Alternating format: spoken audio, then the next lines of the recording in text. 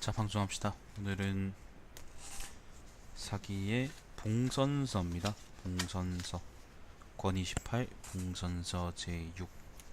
근데 이게 뭐라고 60쪽이나 돼요. 그래서 오늘은 되도록이면은 그 반 정도 읽고 나머지는 또 나중에 읽기로 하고 그렇게 하죠. 자, 봉선이라는 거는 태산에서 황제들이, 천자들이 그 하늘에 제사 지내던 거를 의미합니다. 아마 제사에 관한 이해가 전반적으로 나올 거예요. 자, 권28 봉선서 제6입니다. 자고 이래로 천명을 받아 제왕이 된 자가 어찌 봉선을 행하지 않을 수 있겠는가? 하늘의 가문과 길조가 없으면 서둘러 봉선대전을 행하였으며 하늘의 가문과 길조가 나타났음을 보고도 태산에 가지 않는 천자는 여지껏 없었다. 그러나 어떤 자는 비록 천명을 받아 제왕이 되었으나 지세의 업적을 이루지 못했고, 어떤 자는 몸은 비록 양보산에 가나 도덕과 봉선의 성대한 재래가 조화를 이루지 못하였고, 어떤 자는 도덕이 갖추어져 있으나 봉선을 행할 틈이 없었다. 이 때문에 봉선대전이 극히 드물게 되었다. 전에 이르기를 3년에, 전이라는 거는 뭐 옛날 책 그런 말입니다. 여기에서는 논어의 논어의 이제 이게 뭐야, 양화인가? 아무튼 그 편을 가리킨다고 하네요. 양제인가? 자, 3년간 예를 행하지 아니하면 반드시 사라지며 3년간 음악을 행치 아니하면 그 교화는 반드시 부서진다 라고 쓰여 있다. 매번 성세를 맞이하면 봉선으로 보답하고 성세가 쇠퇴하면 봉선은 사라진다. 멀리는 천여 년, 가까이는 수백 년이 되나 그 봉선 대전의 양식이 모두 매몰되어 그 상세한 내용은 얻을 수가 없으나 다행히 기재되어 전해온다. 네, 형주씨 안녕하세요.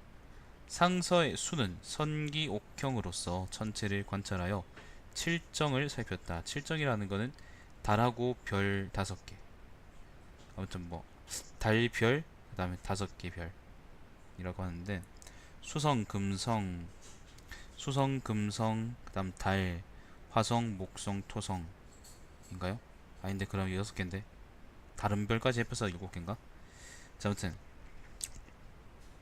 나아가 천신에게 제사 지내고 육종에게 연기를 피워 제사 지내고 명산대천을 돌며 여러 신령들에게 두루 제사 지냈다. 또 오설을 수집하여 길이를 선택하여 사학의 관리들을 회견하고 소옥을 하사했다. 매년 2월에는 동방의 제후를 순시하여 대종에 올랐다. 대종은 태산을 가리킨다. 시제사는 순차대로 명산대천을 돌며 행하여 이어서 동후를 만났다. 동후는 바로 제후이다. 사시 12월 365일을 조정하고 음률과 도량형을 통일시키고 올해를 정비하고, 올해는 5가지예요. 5, 302생, 일사를 조현의 예물로 정하였다. 8월에는 서학기까지 순시하였는데 서학은 화산을 가리킨다. 11월에는 북악까지 순시하였는데 북악은 항산을 가리킨다. 모두 대종의 제례와 같다. 중학은 숭고를 말하며 숭산이죠. 5년마다 한 번 순시하였다.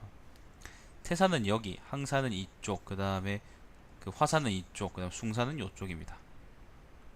남쪽에도 형산이라고 또 있죠. 이쪽에.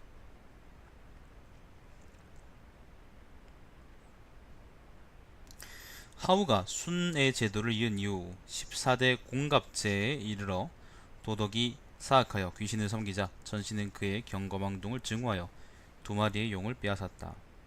그러자 그 후 3대 이르러 탕이 거를 면하였다. 은나라의 탕왕이죠. 탕왕은 하사를 옮기고 싶었으나 하나라의 제사를 뜻대로 되지 않자 하사 편을 썼다.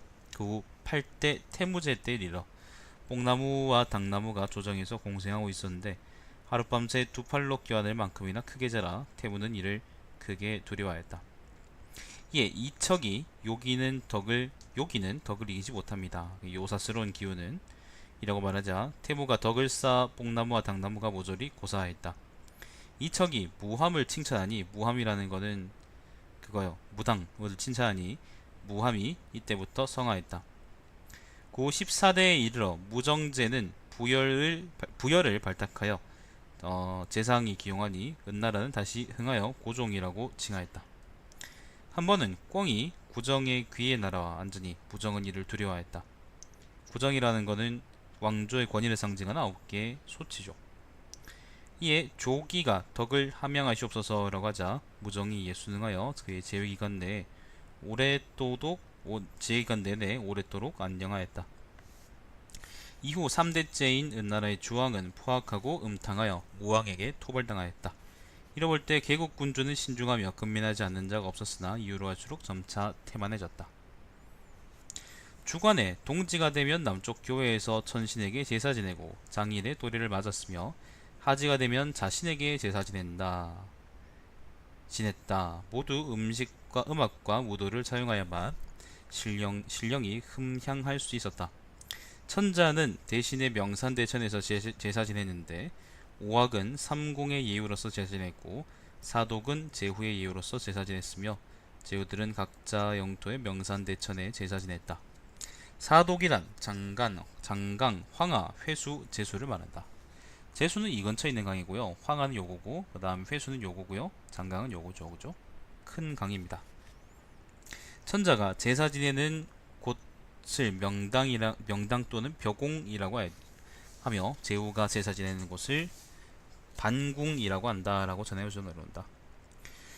자, 주공이 성왕을 보조하게 되자 주나라 시대이깁니다. 교회 제사 때에는 후직을 전신과 배양하도록 하고, 후직이라는 건 주나라의 시조죠. 시도 요거 볼까?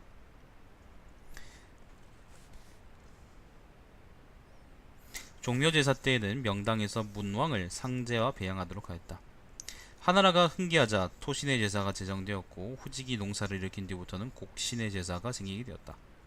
이처럼 천신제사와 토신제사는 모두 유구한 역사를 가지게 되었다.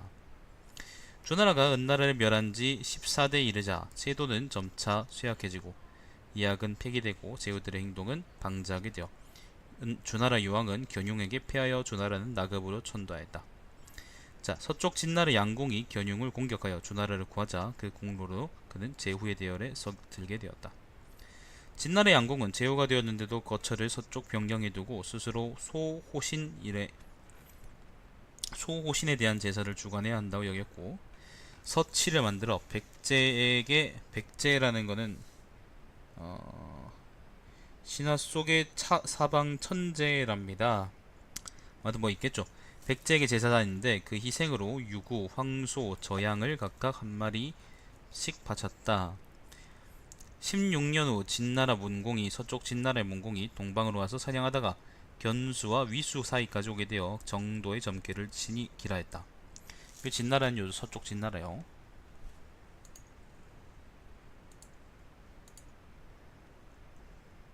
자, 문공은 꿈에서 누런 뱀 한 마리를 보았는데 그것의 몸은 하늘로부터 땅에까지 이어졌으며 입은 부와 연일 때까지 뻗어 있었다. 문공은 이 일을 태사돈에게 자문하니 이는 상제의 상징이니 이를 제사제 드리기를 청합니다 라고 알렸다. 그리하여 부치를 건립하여 소양 돼지를 희생으로 백제에게 제사 지냈다. 치라는 게 계속 나오는데 아마 이게 제사 지낸 재단 그런 거겠죠. 자, 아직 부치가 세워지기 이전에 옹읍 근처에 오양의 무치가 있었으며 옹읍 동쪽에는 호치가 있었으나 모두 황폐하여 제사 지내는 사람이 없었다. 혹자는 자고 이래로 옹주는 지세가 높아 신명의 거처가 되었으며, 옹주라는 거는 여기 근처를 의미합니다. 진나라 땅이요. 이 때문에 제단을 세워 상제에게 제사 지냈으며 기타 여러 신령의 서당도 모두 이곳에 모아놓았다. 대략 황제 때부터 이곳에 제사를 거행하였으며 주나라 말에 이르기까지도 제사를 거행하였다라고 한다. 그러나 이 말은 경전에도 보이지 않으며 대신들도 말한 바 없다. 자, 부치가 세워진 지 9년 후 진나라 문공은 저쪽에 있죠.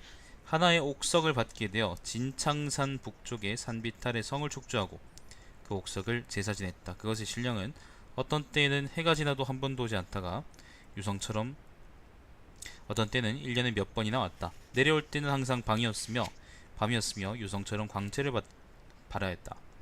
동남쪽에 사성으로 들어왔는데 그 형상은 수탉 같았고 간절한 듯 울음소리를 냈다. 들꿩들도 밤에는 울었다.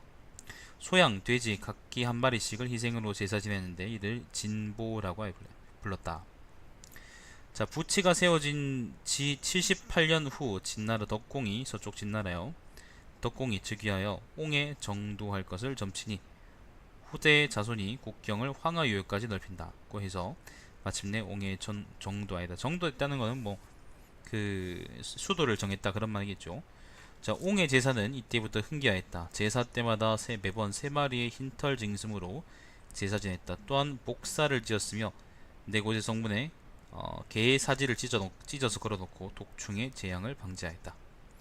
자, 덕공은 제위 2년 만에 죽었다. 그 후 4년 후에 진나라 선공은 위남에 밀치를 세워 청제에게 제사 지냈다. 그 뒤 14년 뒤에 진나라 목공이 제위에 올랐는데 병이 들어 5일 동안 혼미하다가 깨어나서 말하기를 꿈속에서 상제를 보았는데 목공에게 진나라의 북쪽 진나라, 북쪽 진나라요, 요 진나라의 난리를 평정하리라고 명하였다고 했다. 실제로 그렇게 했습니다. 사관은 이 말을 기록하여 내부에 수장하였으며 후대 사람들은 모두 진나라 목공이 하늘로 올랐다고 말한다. 목공 9년 제나라의 황공은 폐주가 되어 규구에서 제후를 모아놓고 봉선의 일을 의논하였다. 자, 관중이 고대 태산과 양보산에서 봉선하던 제후는 72명이나 되나 신이 기억하는 사람은 12명 뿐입니다. 옛날 무희씨는 태산과 우는산에서 봉선하였으며 복희씨가 태산과 우는산에서 봉선하였고, 신농은 태산과 우는산에서 봉선하였으며 염제는 태산과 정정산에서 봉선하였고, 황제는 태산과 정정산에서 봉선했으며 전옥은 태산과 우는산에서 봉선하였고, 제곡도 태산과 우는산에서 봉선하였으며 요도 태산과 운운산에서 봉선하였고, 우의 순도 우나라의 순도 태산과 운운산에서 봉선하였으며 하나라의 우는 태산과 회계산에서 봉선하였고, 상나라의 탕은 태산과 운운산에서 봉선하였으며 주나라의 성왕은 태산과 두수산에서 봉선하였는데 이들은 모두 천명을 받아 제왕이 된 후에야 비로소 봉선할 수 있었습니다 라고 하더니, 환공은 과인은 북쪽으로는 산용을 정벌했고 그래서 고죽을 통과했고, 서쪽으로는 대하를 정벌하여 유사를 건넜으며 위협을 무릅쓰고 비이산을 올랐으며, 남쪽으로는 소른까지 정벌하여 웅이산에 올라 장강과 한강을 바라볼 수 있게 됐습니다. 한강이라는 건 한수죠. 자, 3번의 군사회의와 6번의 평화회의 등 모두 9차례나 제후들을 소집하여 천하를 구제하였습니다. 이때 제후들은 나를 한 번도 거역하지 않았습니다. 이것이 옛날 3대가 천명을 받았다는 것과 어찌 다를 바 있겠습니까? 라고 말하였다. 이 관중은 말로서는 환궁을 설득할 수 없음을 간파하고 재단을 설치하려 함을 구체적 사실로 가늠하여 옛날에 봉선할 때에는 호상의 기장과 북리의 벼로서 제품으로 삼았으며, 장강과 회수 유역에 채모서리 띠로서 칠령의 자리로 삼았습니다. 서해에서 받쳐온 넙치, 동에서 받쳐온 비익조가 있었으며, 또한 요가지도 않았는데 스스로 받쳐온 희귀한 물건이 15가지나 되었습니다. 지금은 봉황과 기린이 오지 않으며 좋은 곡식도 생산되지 않고 들녘에는 쑥과 명아주만이 무성하고 올빼미들만이 수차례 날아들 뿐입니다. 이런 상황에서 봉선하시려는 것은 부적합한 줄로 압니다 라고 하랬다. 그리하여 환공은 그만두었다. 이에 진나라 목공, 서쪽 진나라의 목공은 북쪽 진나라의 해공을 돌려보내며 북쪽 진나라의 군주를 세웠으며 그 후 3차례나 북쪽 진나라와의 군주를 안배하여 진나라의 난리를 평정하였다. 이야기는 여러분 진세가 같은데 보면 나와있죠, 그죠? 목공은 즉위한 지 39년 후에 죽었다.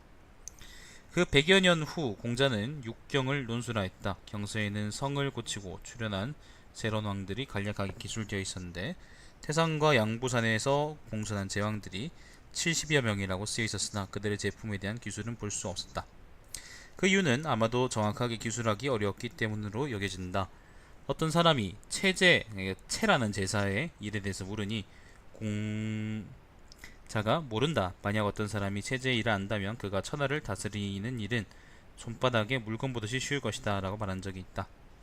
시경은 주나라의 문왕은 천명을 받았는데도 정사 중 그러니까 정사라는 게 그 정치하는 중에 태산에 봉선한 일이 없었다. 주나라 무왕은 은나라를 멸한 지 2년 만에 천하가 재평원하기도 전에 죽었다. 이 때문에 주나라의 덕치융합은 성왕 때 이르러 일사에 이룩되었는데 바로 성왕의 봉선대전이 그 도리에 이르게 하였던 것이다.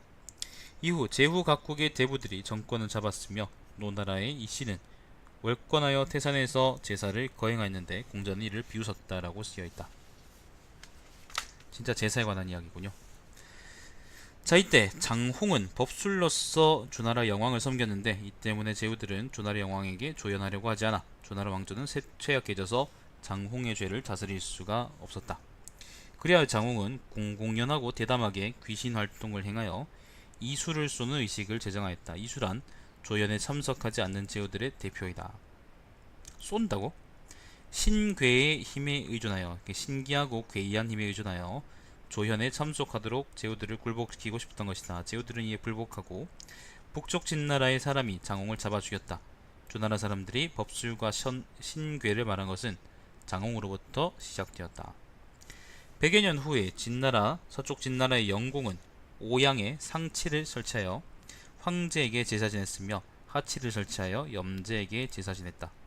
48년 후 주나라 태사 담은 진나라 헌공, 서쪽 진나라 헌공을 아련하고 진나라와 주나라는 처음에는 하나였다가 이후 분리된 것이니 500년 후에는 당연히 다시 합쳐져야 하며 합쳐진 지 17년 뒤에는 진나라에 폐왕이 출현할 것입니다 라고 말했다. 여기서 나오는 태사담이라는 사람이 혹시나 노자가 아닐까 라고 의심받는 사람들 중에 한 명입니다. 진우씨 안녕하세요. 잠시만요.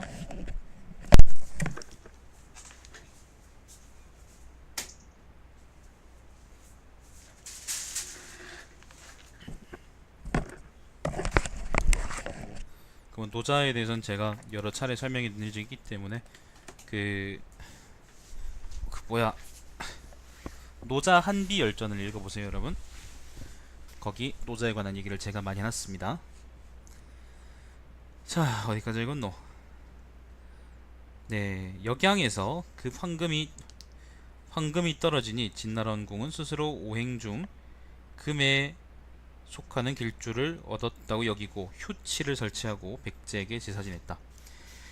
120년 후 진나라가 주나라를 멸망시키니 주나라의 구정은 진나라에 귀속되었다. 어떤 사람은 송나라의 태구의 사단이 부서질 때 구정이 팽성의 사수 속으로 침몰되었다고 말한다. 115년 후 진나라가 천하를 통일하였다.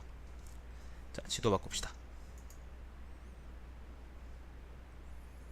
자, 시황제는 천하를 통일하고 황제라고 자칭하였는데 어떤 사람이 황제는 토덕을 얻어서, 그러니까 여기서 나중에 말한 황제는 그 오지중의 황제요, 토덕을 얻어서 황룡과 큰 지렁이가 출현하였으며 하나라는 목덕을 얻어서 청룡이 교회에 서식하여 초목이 울창하게 자랐다. 은나라는 금덕을 얻어 산속에 은이 넘쳤으며 주나라는 화덕을 얻어 정마에 길조가 있었다. 지금 진나라가 주나라를 기변시켰으니 이는 수덕을 얻을 시대이다. 이전에 서쪽 진나라 문공이 사냥하러 갔다가 한 마리의 흑룡을 얻은 일이 있다고 하는데 그것이 바로 수덕의 길상물이다 라고 누가 아첨을 했다고 합니다. 이에 겨울에 10월을 매년의 시작으로 하고 색은 흑색을 숭상하며 길이는 6척을 단위로 하고, 잠시만요 여러분. 자, 길이는 6척을 단위로 하고 음률은 대려를 숭상하며 정사는 정치할 때는 법치를 숭상하였다. 시황제는 제위 3년째 동쪽으로 9년을 사찰하고 추역산에서 제사 지내며 진나라의 궁업을 칭송하였다. 그리하여 제나라와 노나라의 유생과 박사 70명을 선발하여 태산 아리로 데려왔다. 유생 중 어떤 사람이 옛날의 봉선은 포고를 이용하였는데 이는 산의 토속과 초목을 해치지 않기 위함이었습니다. 땅은 청소하고서 그 장소로 삼았으며 깔개는 벼의 줄기를 사용하는데 이는 고래란 쫓아서 행하기가 아주 쉬움을 말해줍니다 라고 말했다. 시황제는 이들의 견해가 각기 다르고 사리에 맞지 않아서 시행하기가 매우 어렵자 유생들을 배척했다. 그리하여 태산 남쪽에서부터 정상에 이르기까지 차도를 건설하였으며 건립하였으며 또한 비석을 세워서 시황제의 공덕을 칭송하고 봉선해야만 하는 도리를 밝혔다. 북쪽길로 내려와 양보산에서 지신에게 제사 지냈다. 봉선의 의식에는 옹현에서 상제에게 제사 지낼 때 사용하던 의식을 많이 채용하였다.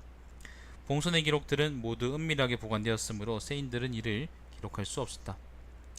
한 번은 시황제가 태산에 올랐다가 산중턱에서 폭풍우를 만나 큰 나무 아래에서 비가 멈추기를 기다리고 있었다. 유생들은 배척을 맡아 봉선의식에 참여할 수 없게 배척받아 봉선의식에 참여할 수 없게 되자 시황제가 폭풍을 맞았다는 말을 듣고 비웃었다. 봉선을 끝내고 시황제는 계속 동쪽의 발해까지 유람하며 명산대청과 팔신에게 8신에게 제사드리고 선문과 같은 신선들에게 복을 기원하였다. 팔신은 이미 옛날부터 있었는데 어떤 사람은 제나라 태공 이후에 만들어진 것이라고 말한다. 제나라를 그러니까 나라 이름을 제라고 부른 까닭은 바로 8신의 하나인 천제신으로부터 말미암은 것이다. 천제대한 제사는 이미 단절되었고 언제부터 시작되었는지도 알 수 없다. 팔신이란 다음을 말한다. 그 첫째는 천주로 천제천에서 제사 지낸다. 천제연수는 임치 남쪽 근교의 산 아래 있다. 그 둘째는 지주로 태산과 양보산에서 제사 지낸다. 천신은 음기를 좋아했으므로 반드시 높은 산의 아래 혹은 작은 산의 높은 곳에 제사 지내야 하며 그 제단을 치라고 부른다. 치가 제단 맞네. 지신은 양기를 좋아하므로 반드시 늪지중 원형의 연덕 위에 제사 지내야 한다. 그 셋째는 병주로 치우에게 제사 지낸다. 치우는 동평륙에 감향이 있으며 제나라의 서쪽 경계이다. 그 넷째는 음주로 삼산에서 제사 지냈다. 다섯째는 양주로 지부산에서 제사 지냈다. 여섯째는 월주로 채산에서 제사 지냈다. 모두 제북에 있으며 발해에 접해 있다. 그 일곱째는 일주로 성산에서 제사 지낸다. 성산은 가파르게 굽어 바다로 들어가며 제나라의 가장 동북쪽 무퉁이에 위치하여 일출을 맞이할 수 있다고 한다. 그 여덟째는 사시주로 낭야에서 제사 지낸다.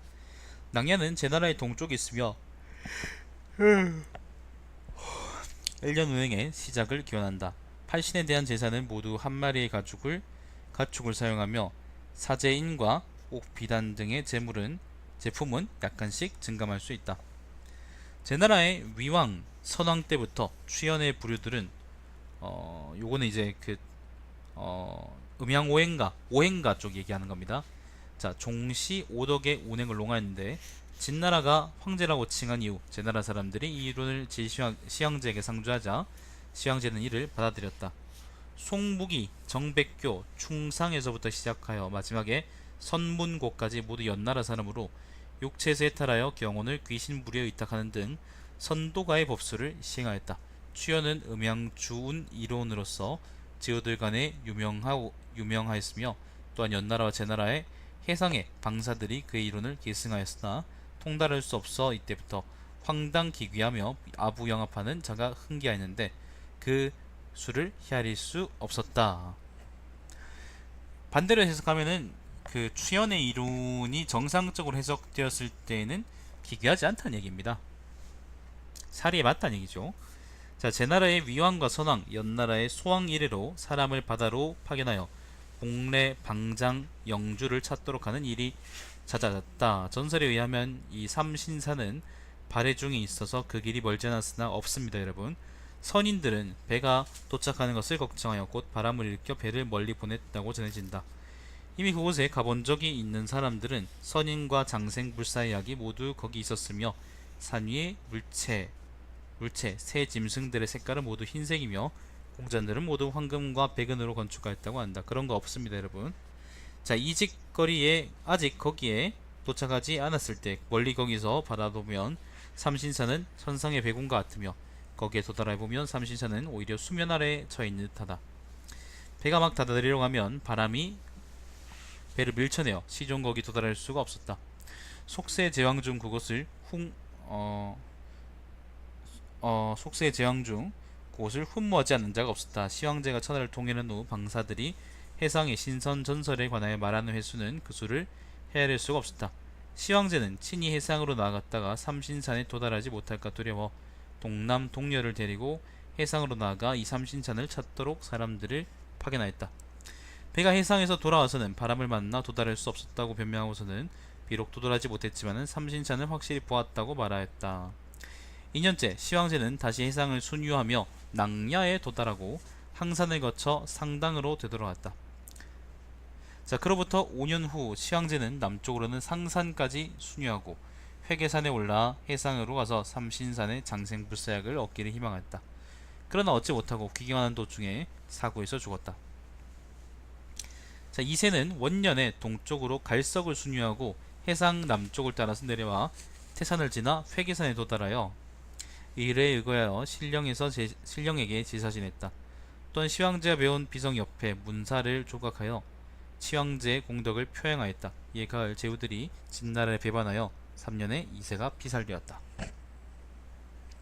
시황제가 봉선을 행한 지 12년 후 진나라는 멸망하였다. 당시 유생들은 시황제가 시와 서를 불태우고 문학사인들을 모욕하고 사륙한 것에 대해서 증오하였으며 백성들은 진나라의 법률을 증오하였고 천하의 사람들이 모두 진나라를 배반하기 때문에 모두 시황제가 태산에 올랐으나 폭풍 후의 저지를 받아 봉선의 예를 행할 수 없었다라고 헛소문을 퍼뜨렸다. 물론 봉선을 지냈습니다. 이것은 바로 그 소위 그 덕행이 갖추어지지 않고는 봉선의 예를 억지로 행할 수 없다는 뜻이었다. 정말 지루하군요. 자, 옛날에 하은주 3대 수도가 모두 황하와 낙하사에 있었으므로 숭고를 중학으로 정하고, 그러니까 그 숭산이요, 기타 사학이 각지의 방향에 의거하여 명명되었으며 사도군 모두 산동 지역에 있었다. 산동이라는 것은 효산 동쪽을 의미합니다. 진나라가 황제라고 지칭한 후 함양으로 천도하자 오악과 사도군 모두 수도의 동쪽에 위치하게 되었다. 오제로부터 진나라에 이르기까지 흥망이 상호 교체되면서 그 명산대천이 제후의 경내에 있기도 하였으며 혹은 천자의 영토 안에 있기도 하여 그 제사일의 손익이 대체로 달라 일일이 모두 헤아릴 수 없었다. 진나라가 천하를 통일한 이후에서야 사관에게 명하여 일상적으로 제사 지내던 천지와 명산대천들의 귀신들을 차례로 기술할 수 있었다. 당시 효산을 동쪽으로 하여 제사 지내는 곳이 명산은 5개, 대천은 2개가 있었다. 효산이라는 것은 요쪽 근처입니다. 요 근처. 자, 태실이라고 하는 신이 있었는데 태실은 바로 숭산을 말한다. 또한 항산, 태산, 회계산, 상산이 있다. 2개의 대천에는 제수와 회수가 있다. 봄에는 고기와 술로써 그의 제사를 거행하였으며 또한 날이 따뜻하여 강물이 녹을 때 가을에 일찍 강물이 얼때 겨울과 빙설로 인해 길이 막힐 때 제사를 거행했다. 제사의 제물로는 각기 송아지 한 마리를 사용하였으며 옷과 비단 등의 제물은 각기 달랐다. 화현을 서쪽으로 하여 제사 지내는 곳은 명산은 7개, 대천은 4개가 있었다. 화산 박산이라는 산이 있었다. 박산은 쇠산을 말한다. 또한 악산, 기산, 오악, 홍총, 독산 등이 있다. 독산은 독의 민산을 말한다. 촉의 민산입니다. 촉의 민산. 독이 아니고 촉인데 이 새끼가 지금 번역을 제대로 안 해놨구만. 자, 촉나라의 민산을 의미한다. 4대 강물 중 황하는 임진에서 제사 지내며 면수는 한중에서, 추연은 조나에서, 강수는 촉군에서 제사 지낸다. 또한 봄에 얼음이 녹을 때와 가을에 강물이 얼 때 제사를 지냈는데 동방의 명산대천에 제사 지내는 것과 같았으니 제사에 사용한 송아지, 옥비단 등 제품은 달랐다. 4대 명산의 산봉우리, 홍, 기, 오, 악 모두 상화가 있었다. 진보신이 계절에 응하여 와서는 제사를 향수하였다. 황하의 제사에서는 탁주를 추가하였다. 이 신하들은 모두 홍주 지역 내에 있고 또한 천자의 도성에서 가까웠으므로 제사에는 수레 한 대와 월담할 네피를 추가했다. 폐수, 산수, 장수, 풍수, 노수, 경수, 위수는 모두 대천은 아니다. 함양에서 가까웠기 때문에 명산 대천의 제사와 규모와 많이 비슷할 수 있었다. 그러나 증가된 제품은 없었다. 견수, 낙수, 명택, 포산, 악서산의 부류들은 모두 작은 산천들로서 매년 빙설로 길이 막힐 때, 해빙될 때, 하천이 고갈될 때, 축복을 기원하며 제사를 지냈는데 그 의례가 꼭 일정하지는 않았다. 옹현에는 일신, 월신, 삼, 진, 남북두, 형혹, 태백, 세성, 전성, 진성, 28수, 풍백, 우사, 사해, 구신, 십사신, 제포, 제엄, 제구 등의 신령이 있었으며 100여 개의 사당이 있었다. 서에는 몇십 개의 사당이 있고 호에는 주나라 천자의 사당이 있었으며 하교에는 천신이 있다. 풍수, 호수에는 소명 사당과 천자 벽지 사당이 있고 두란 땅에 이제 박에는 세 개의 두주 사당과 수성 사당이 있으며 옹현의 간묘 중에도 두주 사당이 있다. 두주는 원래 주나라의 우장군으로 진중의 소묘 중 가장 영험이 있는 사당이다. 그러니까 진나라 땅의 소묘 중 예. 이를 여러 성수와 신령에 대한 성수라는 것은 혹은 별자리 아님 방위를 의미합니다. 신령에 대해 매년 제자리에 맞춰 제사 지낸다. 자, 옹현에 있는 4개 재단의 상제를 가장 존귀하게 여기며 제사 장면이 가장 감동적인 제사는 진보신에 관한 제사이다. 옹현의 4개 재단에는 봄에 그 해를 기원하는 제사를 거행하며 그 외에 얼음이 풀리거나 가을에 물이 마르고 일찍 추워져서 얼음이 얼거나 겨울에 폭설로 길이 막힐 때 제사 지내며 5월에 상고제사와 사계절 중단달에 거행하는 월사가 있으며 진보신 제사는 진보신이 강림하는 계절에 맞춰 한 번 제사 지낸다. 봄과 여름에는 적색 말을 사용하여 하며 가을과 겨울에는 유를 사용한다. 제사장에서는 네필의 망아지를 사용하며 하나의 목형 방울 달린 수레는 네필의 목형 용이 끌며 하나의 목형 마차는 네필의 목형 말이 끄는데 그 색깔은 각기 그 왕제의 얼굴색에 따른다.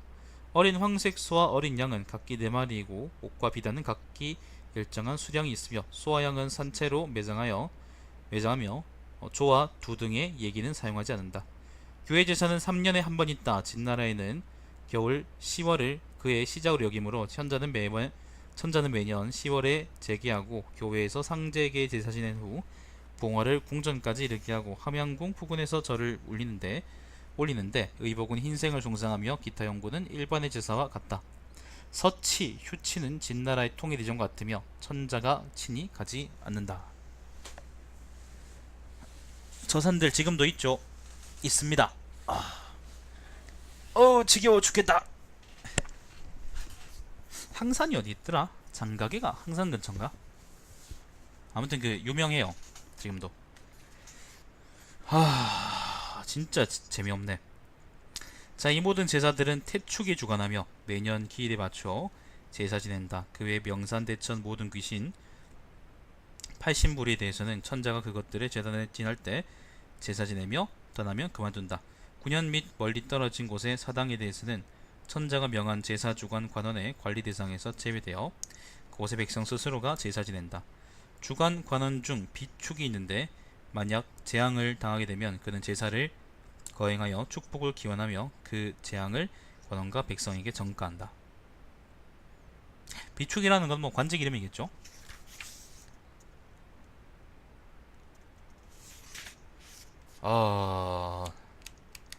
재미없기로는 진짜 봉선소가 진짜 재미없네요.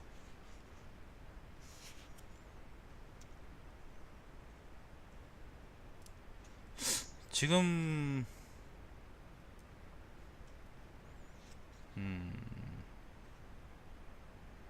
자, 일단 계속 읽어볼게요, 여러분. 지루함을 극복하고 한번 읽어봅시다. 자, 한나라 흥기하였다. 요거 제대로 바꿉시다. 자, 고조가 빈천할 때 큰 뱀을 죽인 적이 있다. 어떤 귀신이 이 뱀은 백제의 아들로 그 뱀을 죽인 자는 적제의 아들이다 라고 했다. 유여기는 고조 본기를 보세요. 고조가 처음 병사를 일으켰을 때 풍현의 분유사당에 제사 지냈다. 폐를 점령하고 폐공이라고 칭하고서 곧장 치우에게 제사 지내고 피로 북과 깃발을 붉게 칠하였다. 그 폐라는 건 욕당을 의미하죠. 마침내 10월 파상에 도달하여 제후들과 폐상 아니가? 이걸 파상이라고 읽었어? 폐상입니다. 폐상 여러분. 폐상에 도달하여 제후들과 함께 함양을 평정하고 스스로 한왕이 되었다. 이 때문에 10월을 1년에 처음으로 이겼으며 붉은색을 숭상하였다. 지금 보자. 네, 2년째 되던 해에 동쪽으로 항적을 침공하여 항우죠. 백성들이 관중에까지 돌입하게 한 후 옛날 진나라 때 제사 지냈던 상제들은 누구들인가라고 묻자 좌우에서 모두 4명의 상제들로서 백제, 청제, 황제, 적제 사당이 있습니다 라고 대답하였다. 그러자 고조가 나는 하늘에 오제가 있다고 들었는데 사제만 있다니 이게 무슨 까닭입니까? 라고 물으니 대답하는 자가 아무도 없었다. 이 고조가 나는 안다. 이는 오제의 수를 채우려고 내가 오기를 기다린 것이다. 그리하여 또한 흑제 사당을 건립하여 이를 북치라고 칭하였다. 주관 전원이 제사를 주관하였기 때문에 천자는 친히 제사에 참석하지 않았다. 진나라의 옛 촉관들을 불러 모아 태축, 태제를 다시 두었으며 의례도 전과 같이 하였다. 태축이나 태제는 전부 다 이제 그 관직 이름이겠죠. 또한 각 현의 관부에서 제사 지낸 사당을 설치하도록 명하였다. 조서로서 나는 사당을 중시하며 제사를 경중한다. 지금 상제 및 산천의 신령에게 제사를 주관하는 자는 각기 규정된 시절에 의하여 이전처럼 제사 지내도록 하라 라고 명하였다. 판다님 안녕하세요. 4년 후 이미 천하가 평정되자 조서로서 어사에게 지금 풍현에 있는 분유사당을 신중히 보수하고 사계절에 따라 제사를 거행하며 봄에는 양과 돼지로서 제사 지낼 것을 명하였다. 축관에게는 장안에 치우의 사당을 건립하려고 명하였다. 장안에 서축관 여무의 제도를 설치하였다. 여무라는 것은 여자 무당. 자, 그중 양무는 천지, 천사, 천수, 방중, 당상 부류의 신령제사를 담당하며 진무는 오제, 동군, 운중군, 사명, 무사, 조긴. 무사는 산자가 다릅니다. 자, 조긴 선취부류의 제사를 담당하며 진무는 사주, 무보, 종루부류의 신령제사를 담당하고 형무는 당하, 무선, 사명, 심의 부류의 신령제사를 담당하여 구천무는 구천 신령의 제사를 담당하게 하였는데 모두 매년 시기에 맞춰 궁중에서 제사를 지낸다. 그중 하무는 임진에 내려가서 황하의 신령에게 제사 지내며 남산무는 남산에서 진중의 악귀에게 제사 지낸다. 진중이라는 것은 관중지역에. 자, 진중의 악귀는 진나라 2세, 그러니까 옛날 진나라 2세 황제를 가리킨다. 그게 악귀야. 이상의 모든 제사들은 모두 각기 규정된 시일이 있다. 이후 2년 후 어떤 사람이 주나라가 흥기하자 태읍을 건립하고 후지기의 사당을 세워 지금까지 천하의 사람들이 제사를 지내고 있다라고 말하였다. 그러자 고조는 어사에게 조서로서 각 군과 제후국 그리고 현에 영성 사당을 세우고 항시 시기 맞춰 소를 제물로서 제사를 거행하라라고 했다. 영성이라는 것은 이제 곡식 농사를 맡는 별이라고 합니다. 자, 고조 10년 봄 주관 관원들은 천자에게 각 현은 매년 봄 2월과 12월에 양과 돼지로서 토지신과 곡식신에게 제사 지내며 민간의 토지신에게는 각자 제물을 징수하여 제사 지낼 수 있도록 명해주기를 청하였다. 이에 허락한다 라고 하였다. 18년 후 효문제가 즉위하였다. 즉위한 지 13년 되던 해에 조서로서 현재 비축관이 재앙을 신하와 백성들에게 전가하는데 이 지문이란 방법을 아주 반대하니 지금부터 이 제도를 없애도록 하라라고 명하였다. 효문제 답네요. 당초 어떤 명산대처는 제후국과 떨어져 있어서 제후국의 촉관에게 각기 제사를 거행하게 하고 천자의 촉관은 이에 관여하지 않았다. 제나라의 회남국이 아예 제사를 없애자 태축에게 모두 옛날처럼 매년의 기일에 맞춰 제사를 거행하도록 하라고 명하였다. 이에 효문제가 제설을 여러가지 책들을 반포하여 미안합니다. 정신이 나갔네. 여러가지 책이 아니고 그냥 제설한 책 이름인 것 같은데 제도에 관한 책인가? 아무튼 반포하여 짐이 황제에 즉위한 지 금년으로 13년째 되었다. 그동안 종묘의 신령과 사직의 축복에 의지하여 국가는 안정되었고 백성들은 질병에 걸리지 않았으며 또한 매년 풍년을 맞이했다. 짐이 부덕함에도 어찌 이러한 큰 축복을 받을 수 있겠는가? 이는 모두 상제와 여러 신들이 내린 은덕 탓이다. 짐은 고대로부터 신령의 은덕을 입으면 반드시 그 공로에 보답한다고 한다고 들은 바가 있어 여러 신들에게 제사 의례를 확대하고 싶다. 주관관원들은 옹오치에서는 그러니까 옹지역이 5치 그 얘기 아까 그 유방의 주관 흑치까지 포함해서 그죠? 자, 옹오치에서는 각기 술의 단 한 대 및 술의 장식품을 추가하고 서치, 휴치에는 우차 한 대, 우마 네필 및 수레 장식품을 추가하고 황하, 추수, 한수에는 각기 옥 2개씩을 증가하라. 또한 여러 사랑들의 제사 장소를 넓히고 옥, 비단, 제기 등을 차등하여 지급하도록 하라. 지금까지 축관들이 모두 짐의 축복만 빌어 백성들은 축복을 받을 수 없었다. 지금부터는 축관들이 신령에게 제사를 거행할 때 짐을 위에 기원하지 말라라고 명하였다. 야, 정말 효문제다운 얘기네요.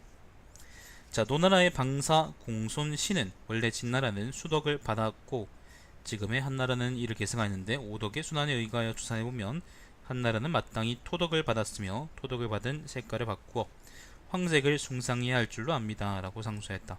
이때 승상 장창은 윤력을 좋아하여 한나라가 바로 수덕의 시초이며 황하의 제방이 터진 것이 그 징조라고 여겼다. 또한 매년 겨울 10월을 그의 시작으로 하고 색깔은 밖은 검은색, 안은 붉은색을 숭상하여야 수덕과 부활할 수 있다고 했다. 이 같은 장창의 의견은 공손신이 말한 바와는 달라서 그 견해는 묵살되었다. 공손신이 무시당했다 그런 말입니다. 영민씨 안녕하세요.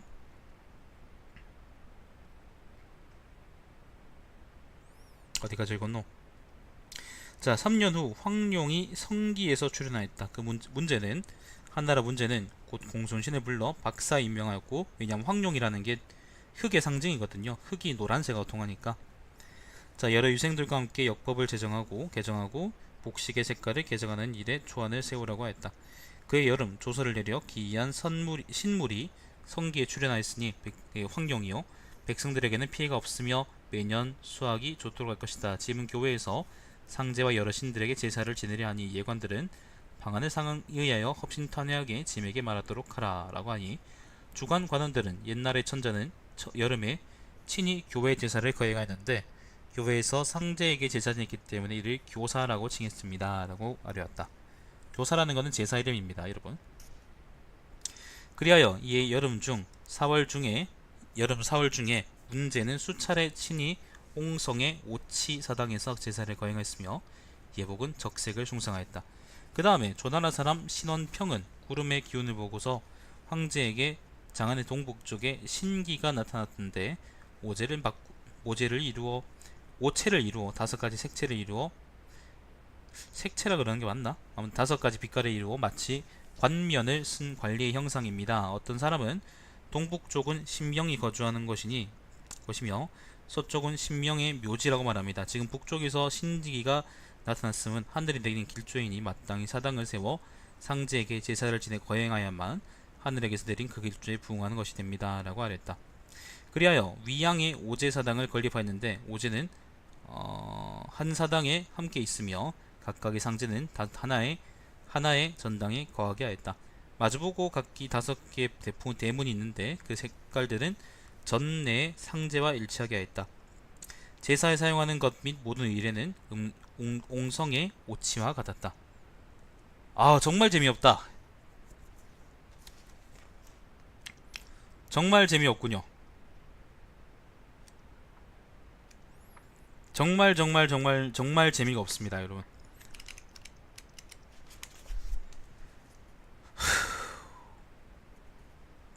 여름 4월 문제는 친히 폐수와 위수가 만나는 곳에 가서 참배하고 위양의 오제를 찾아가 제사를 거행하였다. 오제사당의 남쪽은 위수에 접해 있고 북쪽은 포지를 가로지르는 도랑이 있다. 봉화에 점화하고서 제사를 시작하는데 그 불빛이 휘황찬란하여 하늘에 비치었다. 그리하여 신원평을 상대부에 봉하고 상으로 천금을 하사했다. 그리고 박사와 많은 유생들로 하여금 육경중에서 채취하여 왕제를 평찬하고 순수와 봉선의 일을 상의하라고 명하였다. 자, 문제가 장문에 나갔다가 마치 5사람이 도로 북쪽에서 서 있는 듯하여 그 자리에 오지의 단을 세우고 5마리 송아지를 제품으로 제사 지냈다. 그 다음에 신원평은 사람에게 옥자는 휴대하고 천자의 궁전에 가서 글을 올리고 진헌하라고 시켰다. 진헌하라고. 자, 신원평은 그자가 진헌하기 위해 천자에게 보호의 기운이 천자의 궁궐 안에 펼쳐 있습니다 라고 하였다. 이 일이 있은 후 각 처에서 천자에게 보내온 진헌품들을 살펴보니 과연 옥잔을 바친 자가 있었으며 그 상면에 인주연수라는 글자가 4개 새겨져 있었다. 신원평은 또 신이 추측하기였고 신이 추측하기로 태양이 하루에 2번 나타나 2번의 정오를 맞이할 것입니다 라고 했다. 얼마 지나서 태양이 정오를 지나다가 동쪽으로 역행하여 다시 한 번의 정오가 출현하였다. 그리하여 문제 17년을 원년으로 바꾸고 천하의 성대한 축하연회를 행하도록 명하였다. 자, 신원평이 천자에게 주나라의 정이 사수에 빠진 이후, 사수라는 것은 요 근처에 있는 강입니다. 자, 사수에 빠진 이후 오늘 이르러 사수의 강물이 넘치고 있는데 신이 동북쪽에 분음을 바라보니 금보의 기물이 있습니다. 금보라는 것은 뭔가 보물의 기운이요. 자, 이는 바로 그 주나라의 정이 나오려는 징조입니다.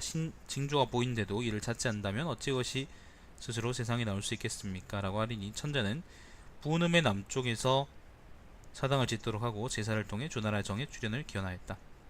어떤 사람이 글을 올려 신원평이 말한 여러가지 운기와 신령의 일은 모두 다 구라라고 아뢰었다. 이에 신원평을 사법관원에게 심사하도록 하여 그를 죽이고 그 종족을 모두 멸하였다. 이후 문제는 역법 복색 신령의 일을 개정하는 데만 대해 태만하였으며 위양과 장문의 오제자는 사관에게 기일에 맞춰 제사되도록 명하고는 다시는 친히 가지 않았다. 왜냐하면은 믿었던 게 개구라였거든. 자, 다음에 흉노가 수차례 병경을 침입하여 병사를 일으켜 방어하게 되자 그 몇 년간은 약간은 흉작이었다.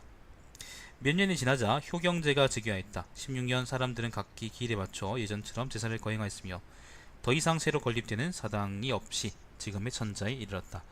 자, 지금의 천자라는 것은 무죄입니다. 자, 그런데 여기서 문제가 있는데 지금의 천자가 막 즉위하자 특히 귀신의 제사를 숭상하였다. 이게 무죄거든요. 자, 원년 한나라가 승기한 지 이미 60여 년이 되었는데도 천하가 태평하여 조정관원들은 모두 천자의 봉선, 역법 복색을 바꿀 것을 희망하였다 라고 했는데, 자, 보시면요, 내가 저번에 효무분기 읽었잖아. 효무분기의 효무분기를 보면요, 잠깐만 있어봐요. 진짜 지겹네 이거.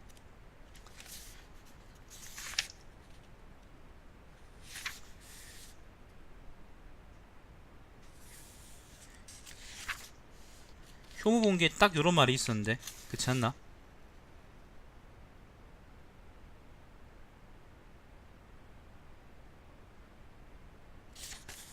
여기 요런 말이 있네요. 효무분기에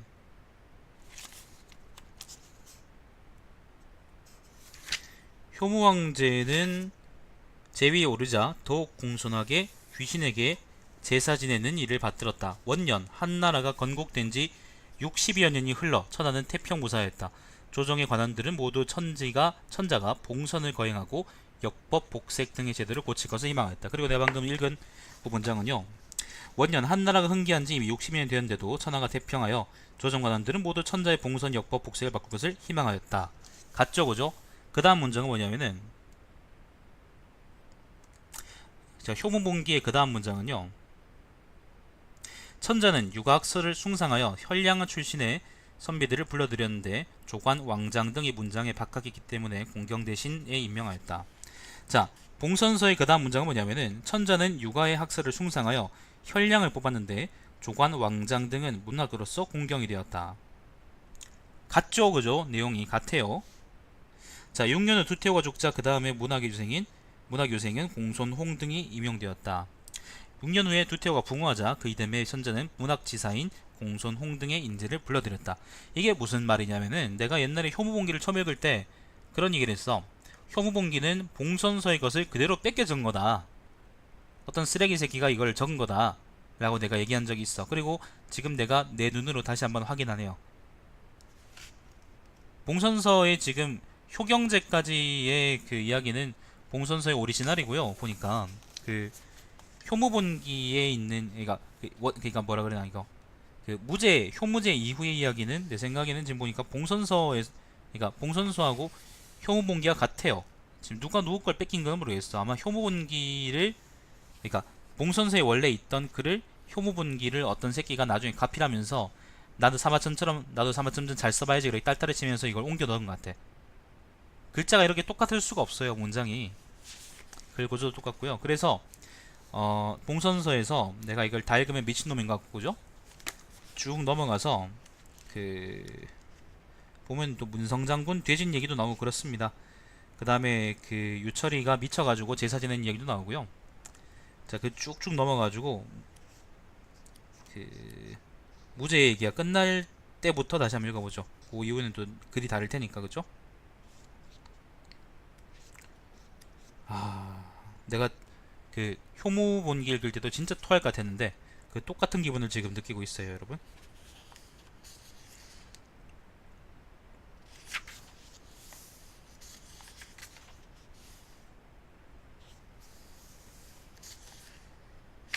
어디까지 지금 똑같은 건지 모르겠네.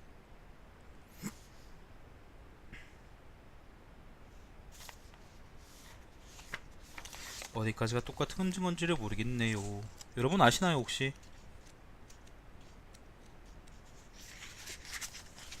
이 5년 후 다시 천자는 태산에 와서 봉선의 대전을 거행하고 돌아가는 길에 상산에 제자리했다.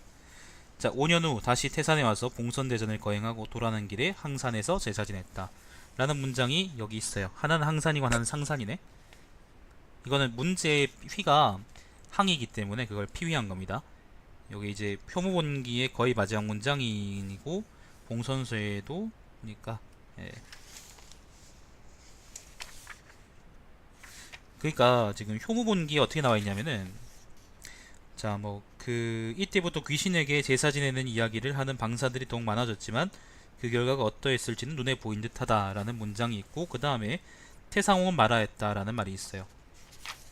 근데 봉선소에도 어떤 얘기가 있냐면은 그 방사들의 신선에 대한 담론은 갈수록 많아졌으나 그 결과가 어떠했을지는 눈에 보인 듯하다라는 얘기고 그 다음에 또 태상홍은 말하였다라는 문장이 있어. 그리고 결국에는 끝까지 갔군요. 그러니까 사실 봉선서를 읽으면은 효무분기는 진짜로 읽을 가치가 없는 글인 거네. 그냥 효무분기는 봉선서를 그냥 어떤 새끼가 나중에 그대로 뺏긴 글이었어. 그 진우 씨가 그때도 얘기했었고 그 나도 이제 각주를 보고 효무분기 각주를 보고 아 그런가 싶구나 했는데 진짜로 이렇게 글이 똑같을 줄은 몰랐네요. 읽을 필요가 없습니다. 그 효무분기 보면은 가장 앞쪽에 이제 그 조금 이제 그 효무 왕제에 대한 무제에 대한 프로필이 잠깐 나와 있는데 그게 아마 그 사마천대에 쓰였던 효무분기 전부인 것 같고 다른 특별한 얘기는 없는 것 같아요. 나머지는 전부 다 누가 이제 봉선서에 뺏긴 것 같고 그죠? 그리고 봉선서는 아마 사마천의 오리지널 기술이 아닐까 생각이 드는데 좀 내용은 지루하긴 하지만 문장이 나쁘진 않거든. 아니다. 봉선서의 무제에 관한 기록도 사실은 이게 사마천의 오리지널이 아닐 수도 있겠다. 그럴 수도 있을 것 같긴 한데 잘 모르겠네요. 자, 아무튼 그래서 굳이 내가 권 28의 봉선서를 끝까지 읽을 필요는 없고 그 효경지까지 읽어드렸으니까 그 이후의 봉선서 내용에 대해서는 여러분이 이제 제가 방송했던 효무본기를 읽어보시기를 저는 권해드립니다. 자, 여기까지가 봉선서고요. 금방 넘겼네. 그 다음은 학어서입니다. 학어서하고 평준서까지 읽으면은 이제 사기서 또 완전히 끝나가지고 사기방송이 완전히 끝나게 됩니다, 여러분. 사기방송 끝나면은 삼국지 읽겠죠. 지금 시청하고 계신 분 있어요?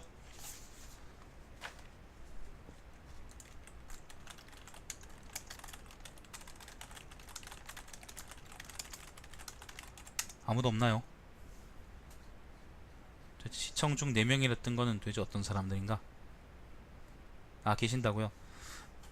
아, 대신에 그 봉선서를 일단 그래서 이걸로 일단락하고 뒤에 학어서하고 평준서가 남았는데 학어서하고 평준서를 일단 읽어볼까요? 아, 복회 소행이라고? 어떻게 할까요? 여러분 의견 한번 들어보고 싶어서 여기서 멈출지 아니면은 더 읽을지.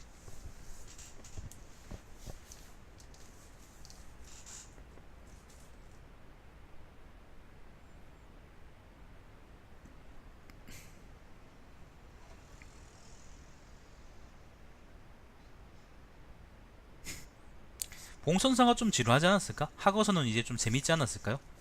그 학어서가 이제 물리에게인데 그 치수 사업 관련한 이야기인데, 우리 그 연세대인가? 그 교수 새끼 있잖아. 연세대인가 어떤 새끼지? 잠깐 찾아볼게. 그 물 보고 기분 나쁜 사람 없냐 그런 새끼 있잖아.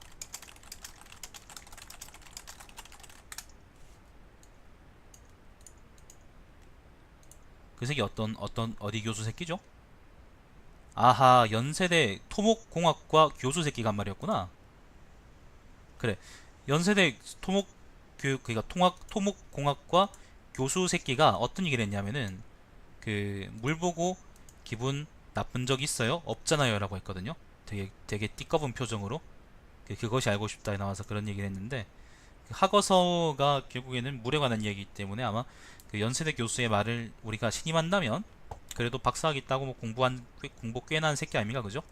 그 새끼의 말을 신뢰한다면은 우리도 한번 읽어보면 하겠네, 그죠?